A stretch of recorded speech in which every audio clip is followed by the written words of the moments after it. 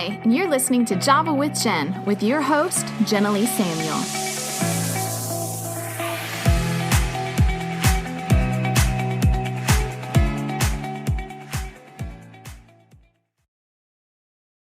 All right, you guys, thanks so much for joining me again. I have a special guest who was with me last week where we talked about self-care and self-love from a Christian, wholesome perspective. And so if you missed that episode, make sure you go back and listen, especially all you mamas. But for this one, speaking of you mamas, you ladies have asked me a number of times to speak to the topic of postpartum depression and mental health surrounding when you have kids. Now, I have had kids, but I did not feel like an expert around this topic. So I seized the opportunity when I saw Anabel and found out that she has her own clinical practice doing therapy and stuff for people as a counselor. And so I wanted to pull her on the show. So Anabel, thank you so much for being here with me again. Yes, thank you for having me. I'm so excited. This is something that I am super passionate about educating and, starting and continuing conversations around. Like you mentioned, I do have my private practice in Rosenberg, and I got to serve my community out in the Houston area, which is where I'm originally from, for several years, working in the nonprofit sector. And, I'm just a homegrown girl from Houston. And I got my license in professional counseling. So I've been so passionate about this. It's really been a God move, not just in, starting my practice, but also just the beginning of it. I really didn't know what I was going to do with my degree when I finished graduate school. When I finished my undergrad, and God said you had to go back and get a graduate degree. And I was like, I don't want to, but I listened and I was obedient. And I'm so grateful because it led me to where I am. And I got a lot of experience working with women. When I worked in the nonprofit sector, I was actually part of an organization called the Texas Pregnancy Care Network. TPCN, and they provide a lot of resources for women during their pregnancy, after their pregnancy. They do parenting classes. They provide a lot of goods for moms, so like helping them with diapers, wipes, supplies.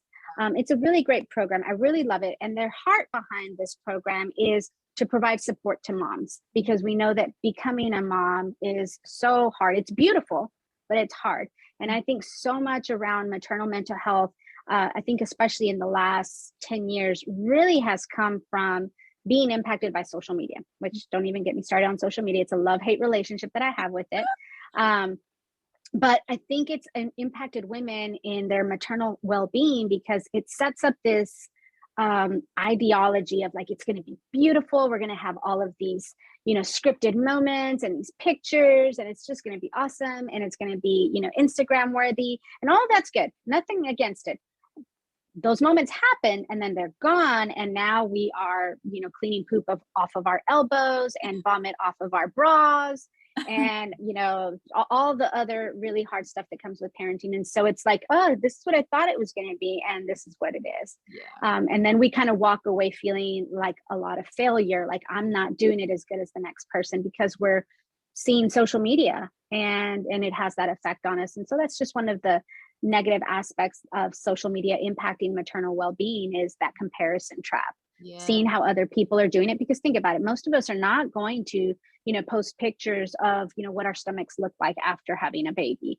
We're not going to post pictures of, if you're breastfeeding, what they look like after your kid is not on them. We're not, which we probably shouldn't be doing boob pics anyway, but like, you know what I'm saying? We don't talk about those really hard moments, what our bodies look like, what our emotions are like, what our bodies feel like, when you've just had a baby, or if you've had a C-section, the recovery from all of that.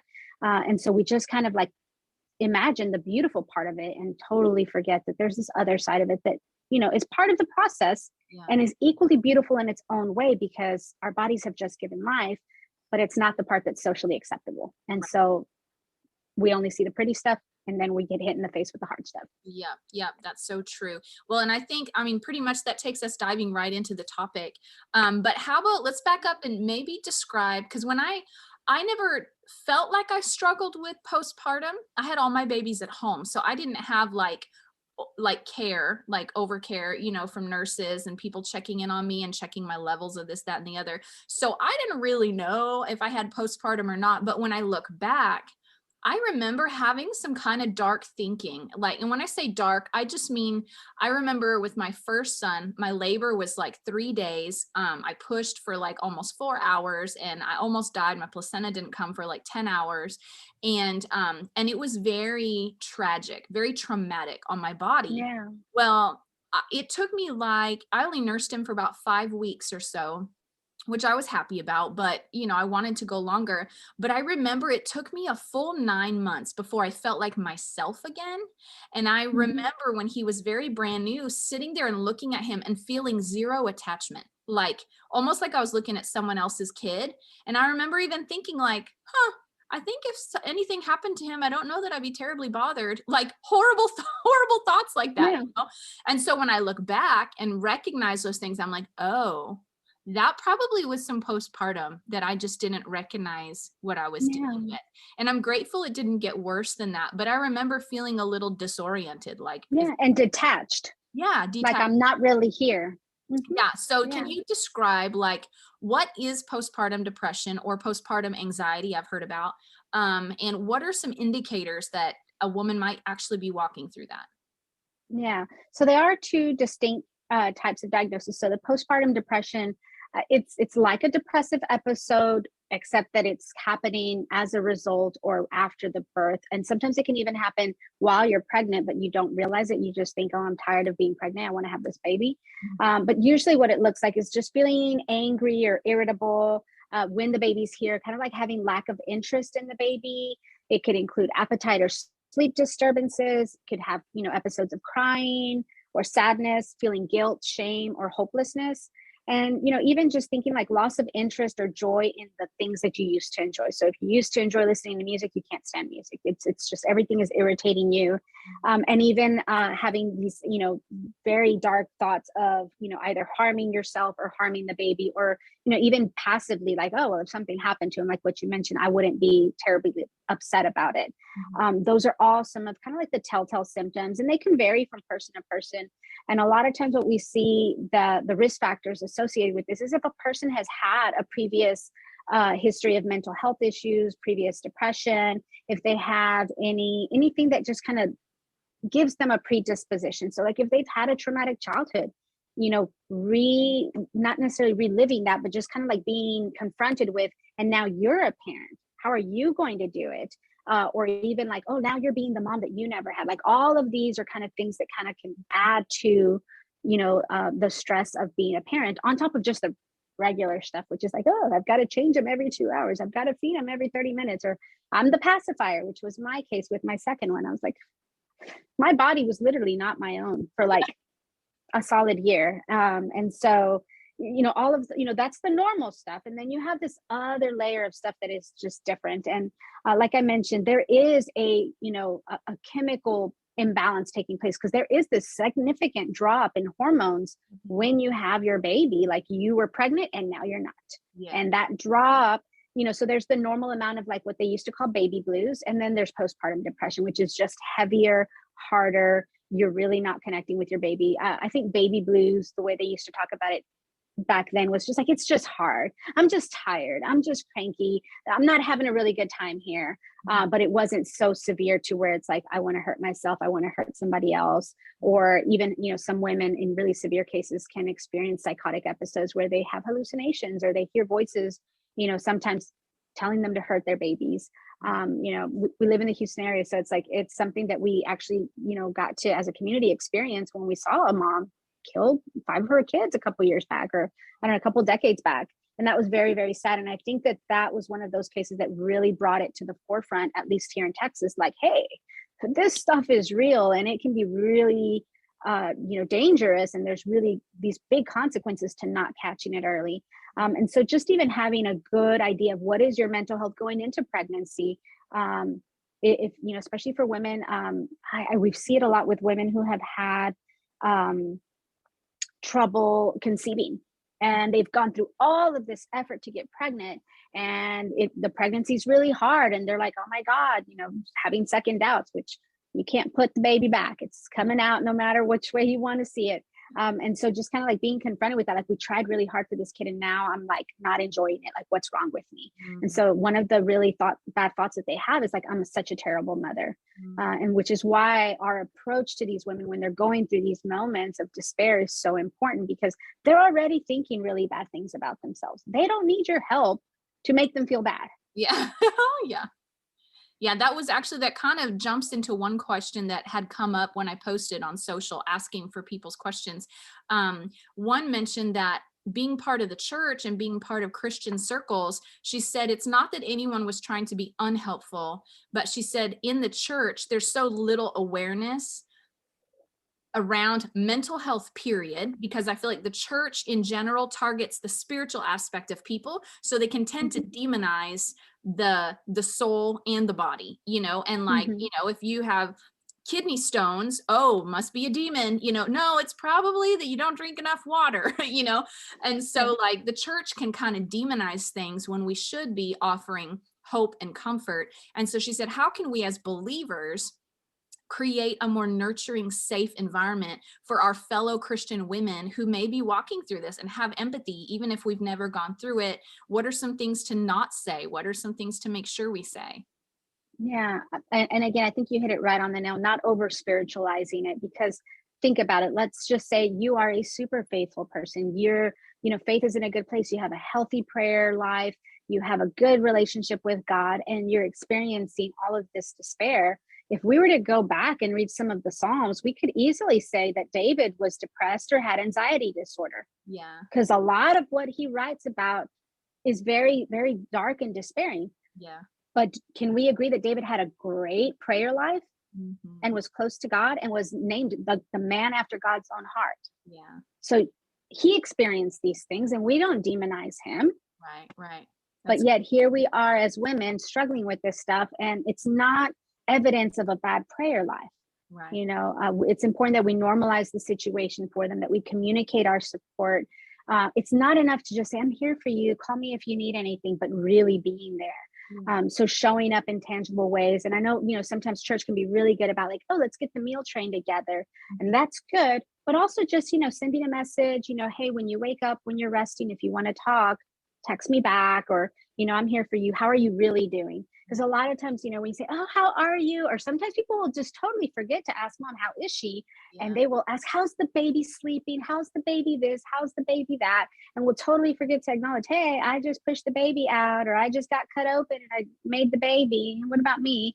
And so making sure that, in tangible ways, we are reaching out to mom and really, checking in on her, like look at her, again, we do a lot of FaceTime, hearing her, talking to her. Is she okay?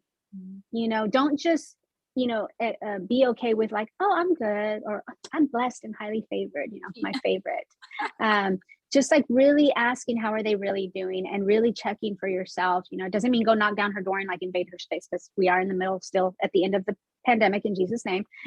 So we don't want to be spreading germs, spread love, not germs. But we do want to be able to check in on our friends. And so definitely like FaceTiming or asking like, hey, when is a good time to talk? I miss you, or whatever, like letting them know that they are still a valuable member of society. And one of the things that is so different for us now versus, eons ago, I had read this book. It's a really interesting book, and it's historical fiction, I guess. It's called The Red Tent. I can't remember who the author is, but it's kind of like a retelling of, I think, Dinah's story. Oh, Dinah. Okay. And so in The Red Tent, like it gives you this elaborate explanation, or not explanation, but like it really paints the image for you of what being a woman was back in the ancient times. And so when women gave birth, they went to the red tent. And so the red tent signifies where women would go when they were bleeding, or, basically when they were unclean, when they were menstruating, after they had babies. This is where the women would congregate. And so if you think about it, if I just had a baby, I'm still bleeding, I'm surrounded by all my women relatives in this tent. I am not alone. We could look at it and be like, oh, they shunned the women over there because they were bleeding. Yeah, we probably didn't want the men to be around anyway. Yeah. So it kind of worked both ways. It worked great. But think about, what does it look like now when we recover from our babies? We tend to isolate because we don't want the germs, and I get it. but like we're not going out in public, we're not going to church, we are, resting. In the Hispanic culture, we actually call it the quarantine. In Spanish, the word is cuarentena, which literally means 40 days. And that is the amount of time that after you have your baby, you're supposed to be at home, and either your mother or another female relative comes and stays with you during that time to make sure that you heal properly. So even within my culture, like that is the expectation, that anytime a woman has a baby, a female relative is supposed to come and be there with her. Yeah. How often does that happen? Right. Not much here. Yeah. And so I'm not going to demonize society or, culture or anything like that. It's just, this is the reality. Yeah. This is part of the problem. And I think that that's why we're seeing such a rise in it that before maybe we didn't see. Agreed. I totally agree. And I think too, kind of back to the idea of how we can unhelpfully demonize things. I think sometimes as believers, we can get away from common sense but when we over spiritualize things, because if you just think through the practicals of everything your body went through to have a baby, of course you're going to have some hormonal craziness happening afterwards, like you just said, the baby's there and there's a certain level of hormones that's flowing through the body to keep that baby there. And then when the baby's gone, those hormones take such a shift and such a change. It takes time for that to normalize again. And God's so smart. Breastfeeding really helps. I do remember I could feel breastfeeding healing my hormones. Like there would be times I could feel just like the endorphin wash, and it felt like it was stabilizing me, and it was so, so helpful. But some people can't breastfeed after they've had their kid. Or I found that for those who have a C-section, just common sense thinking, now not only did you carry and deliver a baby, but now you're recovering from surgery. And surgery and any kind of physical repair uses endorphins to heal your body. And so that's common when someone's had a cold or the flu or anything, that you have kind of a moody crankiness after you've recovered because you have an endorphin low. And why would it not be the same thing from surgery? Yeah. And sometimes it lasts even longer because it takes a longer time to rebuild your endorphin stores. And so like, even if we just look at this common sense wise, and realize you're not just a spirit, you're a body, you're a soul, and you're a spirit.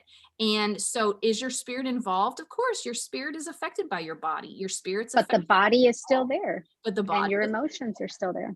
Yeah. And so I think as Christians, we can just help each other by not automatically jumping to a spiritual explanation for a very physical thing that just happened.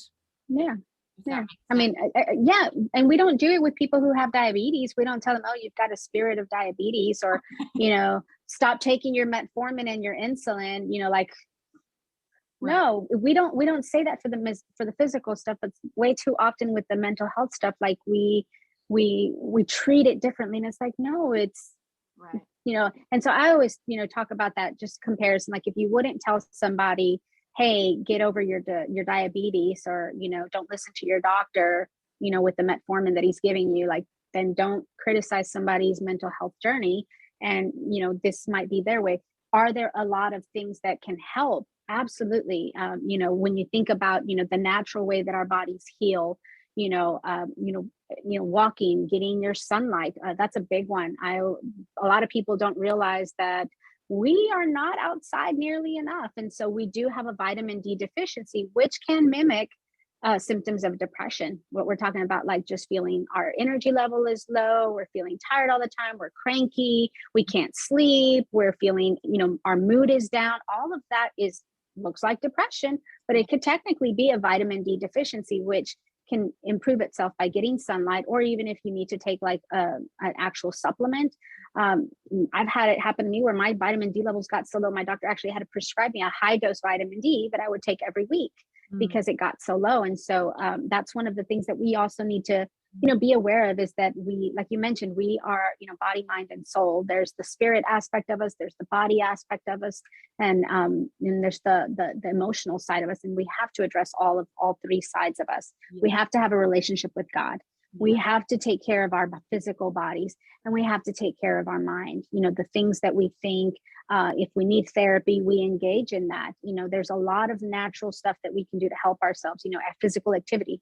But some of that is limited when you're postpartum, because you don't go out anywhere because there's germs everywhere. Or you don't, in my case, you don't go out because your mama's not going to let you go out because you're in your quarantine. And so just, like sitting on the front porch in a rocking chair, yeah, sitting in the sun helps, Yeah, all of my babies had jaundice. So like I would have to do the whole sunbathing thing with them. And so I would get them, basically just leave them in their diaper and, go outside. And so I was really blessed that I had a May baby, a July baby, and an October baby. So all of those were perfectly acceptable to be taken outdoors in this Texas weather. Yes. But yes, so sunbathing, getting your sunlight, movement. I don't like the word exercise because you're like cursing at me when you say exercise.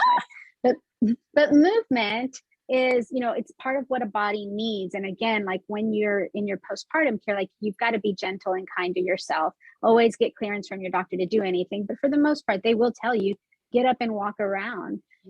Don't just stay in one room, walk to the kitchen, walk to the bathroom. You could do one lap around your house and then sit down. All of that is important to kind of help rebalance yourself after you've had a baby. And I think it's also important to, be honest with ourselves, and your medical team. Like if you're not getting better, and this is the part that kind of is, a little sucky for, in our healthcare world, is that women don't get a follow-up until when? They're 6 weeks. Oh, Their wow. 6-week postpartum visit. They don't have any other intervention. Yeah. So most times where we're seeing the intervention take place is if it's at the pediatrician's office when 3 days or 5 days after the baby's born, mama and daddy take the baby to the pediatrician, and the pediatrician looks at mom and is like, oh my God, you're not doing good.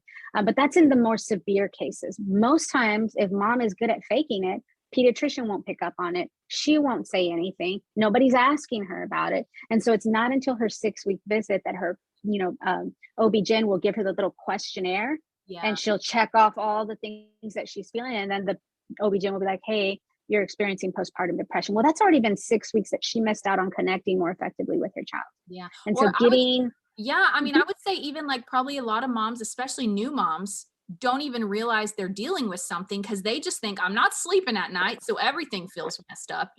My body hurts, my boobs hurt because nursing is difficult. There's probably so many. She probably is going to be thinking, at least I was, this is just part of the journey. I just need to suck it up and deal because it's just not easy. And she may not realize she's carrying some postpartum depression or anxiety. The two are different.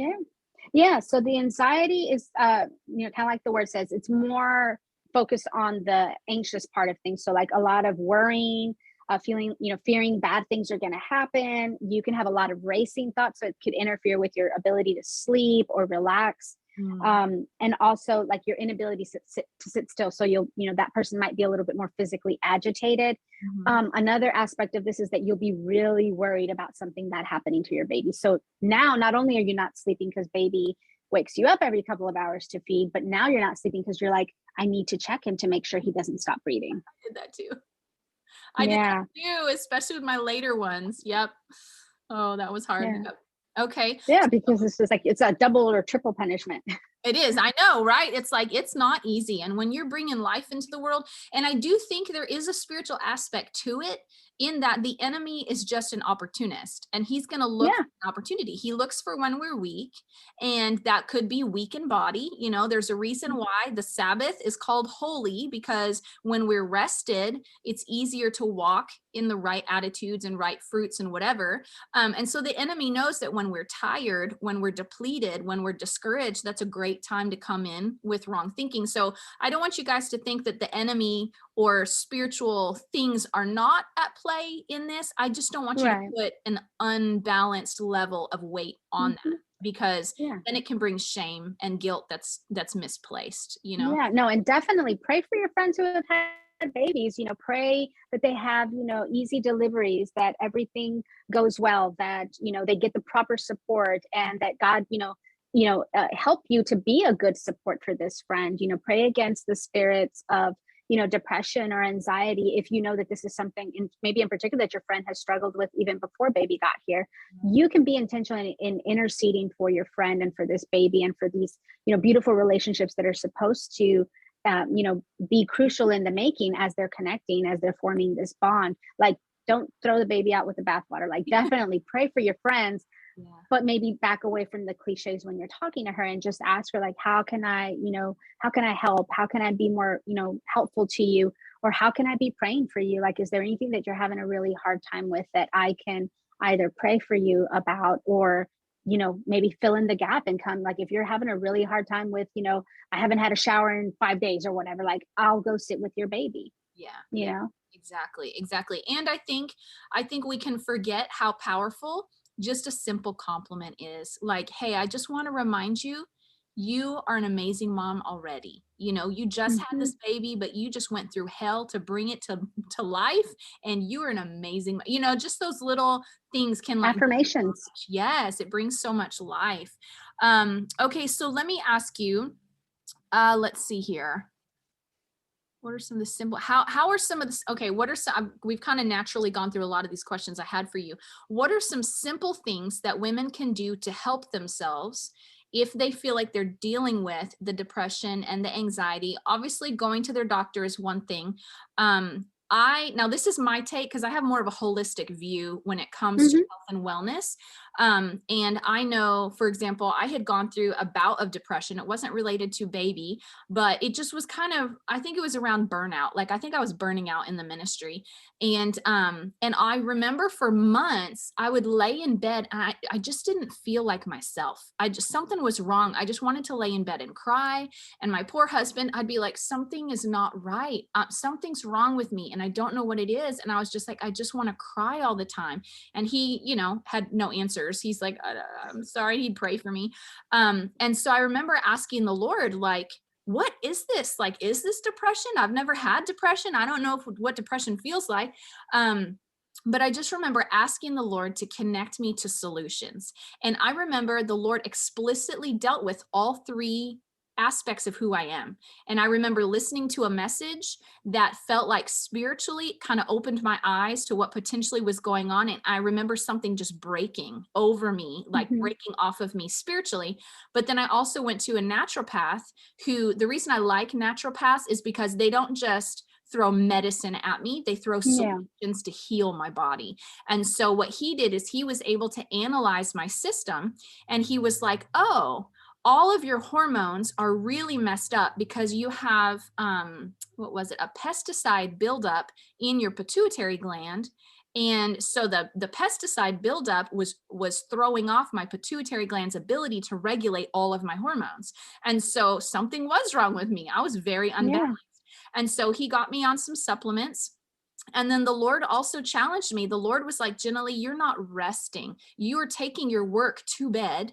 And so I had like these super high cortisol levels because I was never allowing my body to rest into sleep or whatever. So the Lord was like, you need some new habits. Like, don't take work to bed, drink hot tea before you go to bed, drink lavender tea to bring down your cortisol, and go on walks. And so the Lord like dealt with all three Gave you the aspects. solutions. Yeah, he Yeah. gave me the solutions and helped me find wisdom. And so when it comes to practical stuff, how can women help themselves? Obviously, they can't live at the doctor's office. And so what are some things they Right. can do from home to help them come out of maybe this depression or anxiety? Yeah, no, definitely. I love this, the alternative medicine, approach, because that's obviously it is true. There is a lot in our, food supply that we don't know what's in there. Mhm. But I think, even more just practically, like practical skills would be mindfulness. So trying to stay as present as you can be, enjoying the little things, maybe even getting back to small things that you enjoy doing. So like, things that are not too taxing. So like reading, puzzles, crafting, or maybe even just, documenting what this new journey is like. And so one of the things that brought me a lot of joy was writing in journals for my children. If they did something, or if I would take a picture, which now like Polaroids have come back. So like it's Mhm. even easier to like snap a photo and bam, here it is. And just kind of attach it to the page and like write like what your thoughts were in this moment. I love taking like close-ups of my children's like feet or hands or the little nose, or just little kind of like I don't know, micro pictures of, or magnified pictures, I guess, of like certain parts of their body. And I would just, marvel at them. And so sitting in gratitude really helped me to not get stuck in the, negative aspects of being a new mom, and there are plenty of them, but again, kind of like trying to find the joy and the beauty and all of those things was really helpful for me. And mindfulness, I know sometimes it can be a little like, oh, well, is mindfulness Christian or not, or meditation and yoga and all of those things. And so mindfulness is just simply the practice of being present. Yeah. And so there's a little exercise that I teach my clients to just engage the five senses to bring them to the here and now, which is the 5, 4, 3, 2, 1. And basically with 5, 4, 3, 2, 1, you focus on 5 things you can see. So you kind of like, look, I see my lamp, my water cup, I see you, my tissue box, and my AirPod case. And then I go down to 4. What are 4 things that I can touch? Well, I can touch my face, I can touch my sweater, my hair, and my laptop. Okay, what are 3 things that I can hear? Well, when you were talking, I could hear you, I can hear me, and I can hear my little noise machine outside my door. What are 2 things I can smell? My Scentsy pod and my hair. And then what is 1 thing that I can taste? Well, I can still taste the green tea in my mouth that I was drinking earlier. And then that just kind of centers you and brings you back to the present.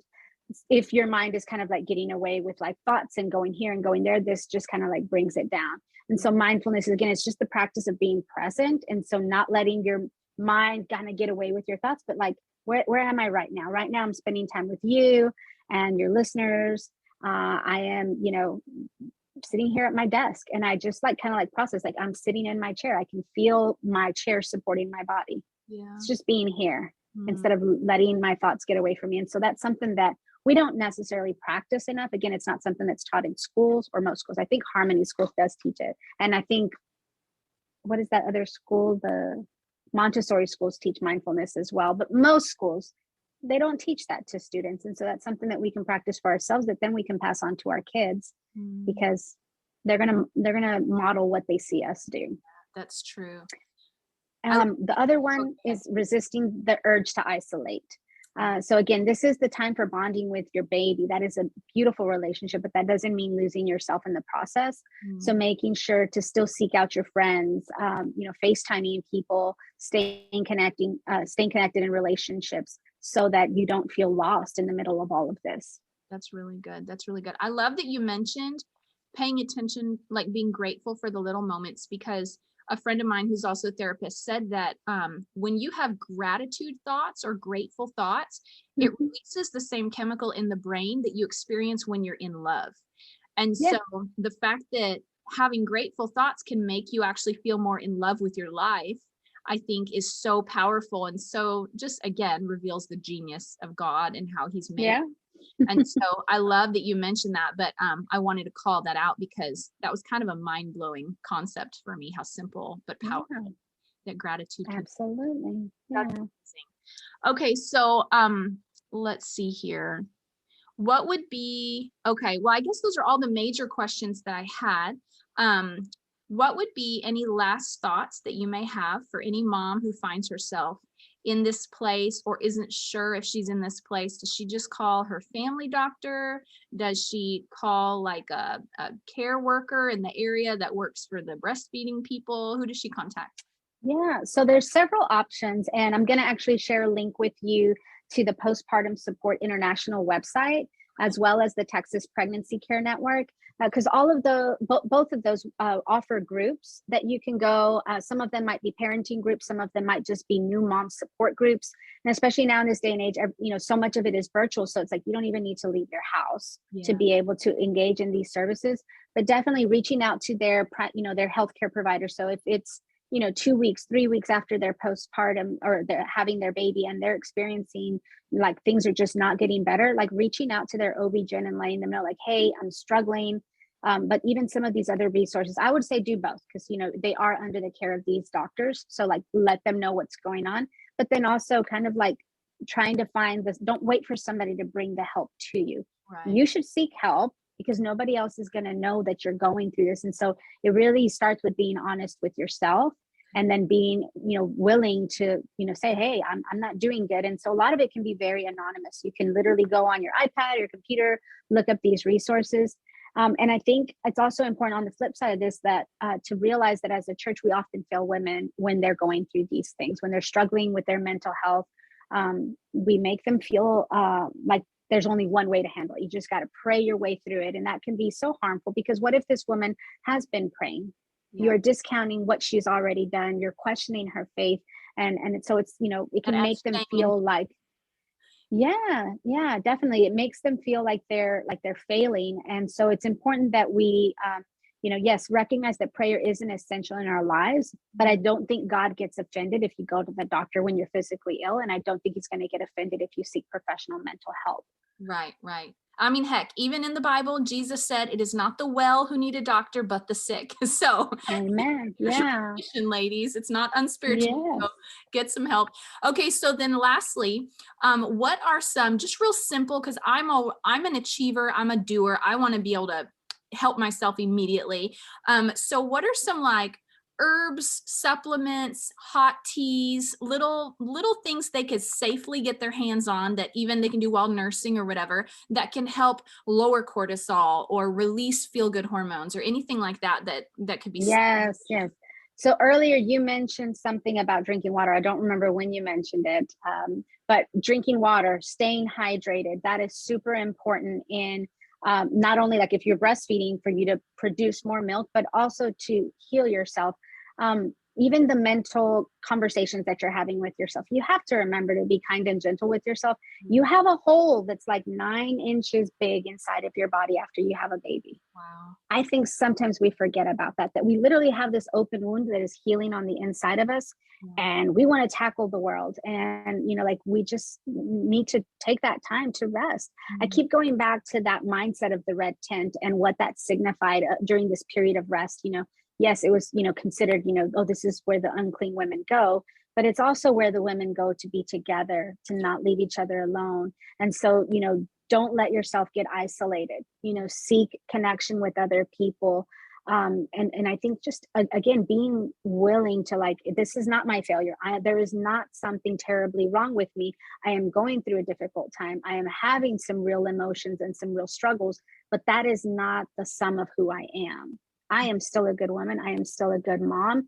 I'm struggling, but that, what my struggle and who I am is not the same. They're not one and the same. They are two different things. And we can go through a difficult season without becoming a bad person, just like we can go through a good season and not end up a good person. It works both ways. And so we have to just be willing to, tend to ourselves, to be kind and gentle with ourselves. But you mentioned kind of like some supplements, like some of my favorite that it's just like in the Mexican culture, it's like chamomile cures everything. You can't sleep, drink chamomile. Your stomach hurts, drink chamomile. You're anxious, drink chamomile. Like chamomile is the answer for everything. Which it's not my favorite, but my favorite tea is actually Sleepy Time. I love that. I don't remember the brand. It's not traditional medicine. It's Celestial Seasonings. Yes, Celestial Seasonings, and they have the little teddy bear on it. So that one is like my favorite tea at bedtime, or anytime I'm feeling just a little wound up. It's not gonna knock you out, but if it's time to go to bed, it's gonna help you go to bed. And definitely my favorite thing to do is which postpartum, unfortunately you can't get in a tub. I remember that's the hardest thing. Oh, really? But well, I don't know if all doctors, if that's still the saying, that you're not supposed to sit in a tub after you have the baby. Oh yeah. Because so I think I don't know. I think once I got clearance, I was like, I'm getting in the tub, because that's my personal self-care. But I think just kind of creating an environment that especially before you are going to have your baby, if the baby's out, well, then make your happy place now. But if you have a chance to prepare ahead of time, things that you like to be surrounded with, especially if you're going to be in your home. So you want to make sure that it feels good for you. And that you're comfortable in it, because it's an extension, not necessarily of who we are, but it definitely affects us. Sure. Yeah. I remember before I would go into labor, when I was within a few days, I would go and get a pedicure, because I was when I'm sitting there laboring and I stick my little toes up out of the water, it's just going to be that much more refreshing to see pretty toes. And I remember it actually really helped. I was like, oh, that's nice. And so no. that didn't heal my body, but it definitely helped my state of mind, and as silly as that is. But I think what you mentioned about vitamin D earlier, and I think I know now some of these things you guys will have to just Google online and make sure they're okay if you're breastfeeding, because I know some Mhm. herbal teas like chamomile you can't have when you're pregnant because it can be a risk to an early Induced labor. pregnancy. Yeah, and can induce labor. But after, like when you're breastfeeding, it may be okay. But I know some herbal teas can affect your milk supply. So you just need to Google it. But if in doubt, just drinking a hot drink, even if it's just lemon, just hot lemon water or whatever, that's got vitamin C in it, and it's going to Mhm. be soothing because it's warm and whatever. But chamomile, heck, I love hot tea. And the Lord taught me to drink lavender tea. And I later realized it's because it lowers my cortisol levels and it helped me sleep Yeah. and it helps with allergies. And so I think anything that you guys can do that nurture healing. I know GABA, like when I recently went to the naturopath, he said that my GABA was depleted, which GABA is a supplement in your brain that helps you process stress. And so I don't know like if GABA is safe when you're breastfeeding or not. But if you have a naturopath doctor around you, I would say even go to them as complementary to going to your regular doctor, just to ask the naturopath, hey, what are some essential oils that might be safe that Mhm. help heal my state of mind or even heal my body, help me sleep better. Do I need GABA? Am I depleted in anything that I can supplement? I think that's super, they're just simple ways. God put healing in so many things that we have around us. And so Yeah. anyways, that's amazing. So thank you for those. But that brings me to our life hack. And so you guys don't go anywhere. We have a really awesome life hack that Anabel is going to bring us. And then we'll hit the end of the episode and we'll have more great episodes coming up next week. So don't go anywhere as we head into our life hack right now.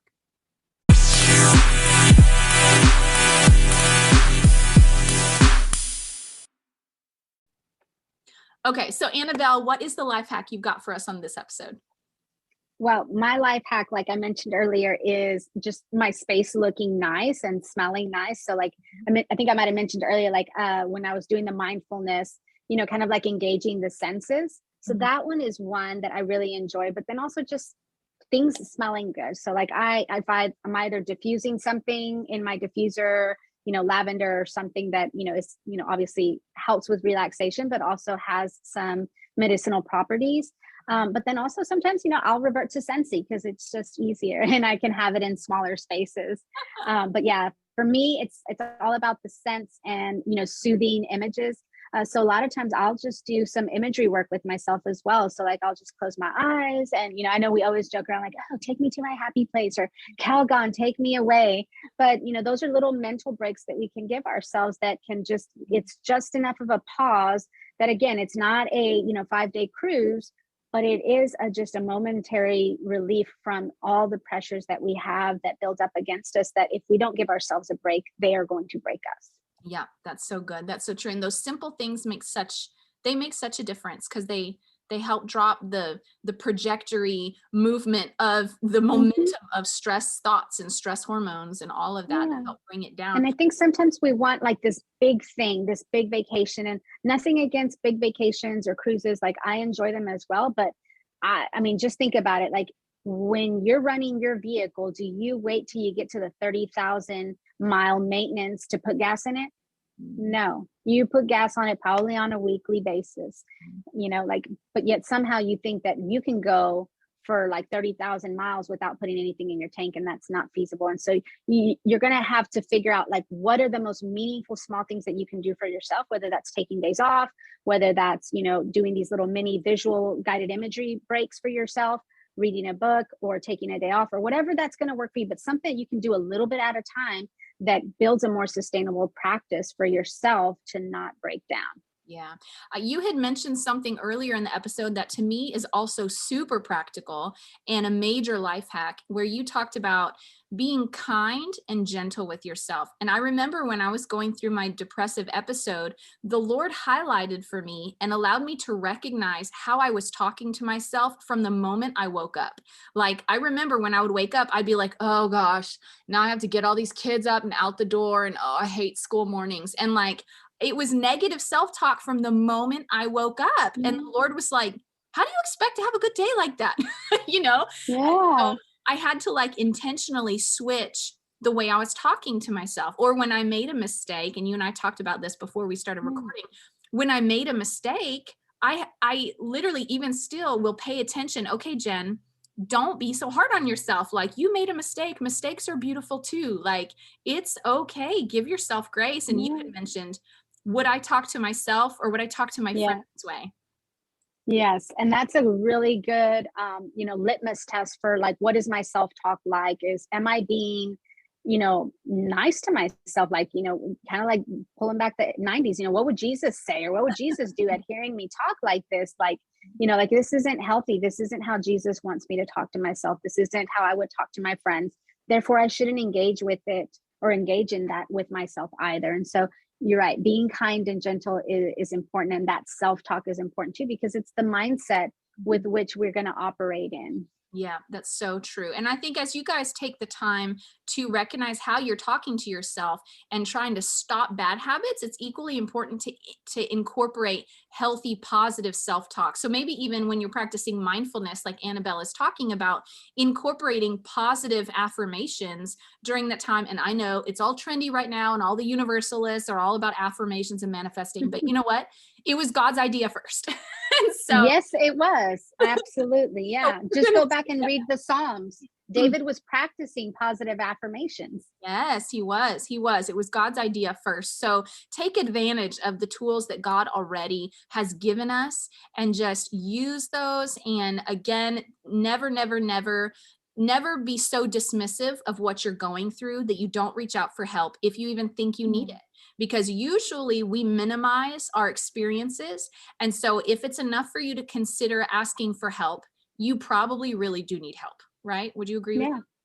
Yeah, you probably needed it 5 steps earlier. And, just remembering that you're not alone. And that's what I love about support groups, is that they, bring about the normalizing of your experience, because a lot of times we're just kind of stuck in it by ourselves, and we're looking at it, what everybody else is doing. You're like, well, nobody else said it was this hard, and nobody else said that, they were experiencing this or that. And when you go to the support groups, everybody's kind of at the same place. And yes, their experiences may be different, but then you're not so alone.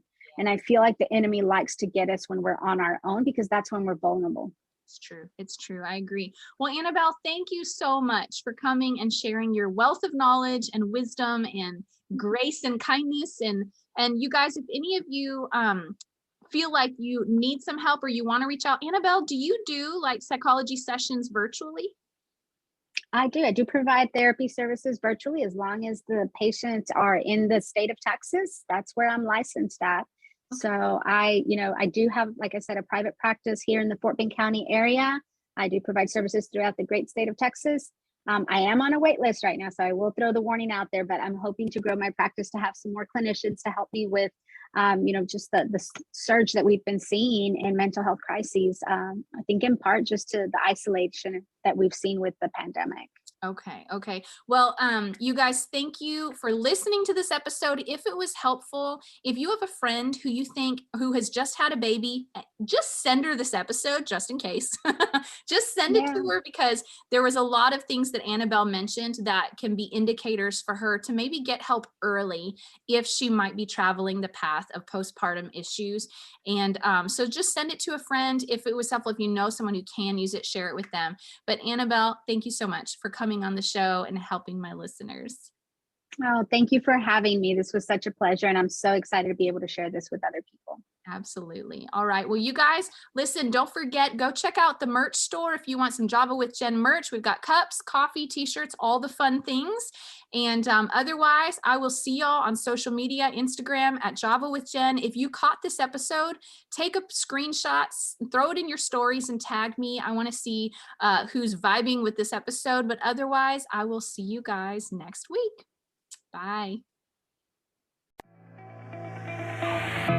Thanks so much for tuning in to today's show.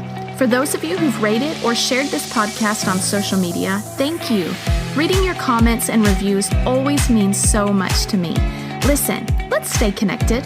Come follow me on Instagram at Java with Jen, where you can follow the latest and say hey. It's a really great way to stay in touch. Many of you have also asked how you can support the show. You can make donations through the Anchor app or on Patreon. or of course, by sharing, rating, and reviewing on social media and iTunes as well. Your heartfelt feedback always reminds me why I do this. Until next time, remember, you will fulfill your greatest destiny one day at a time.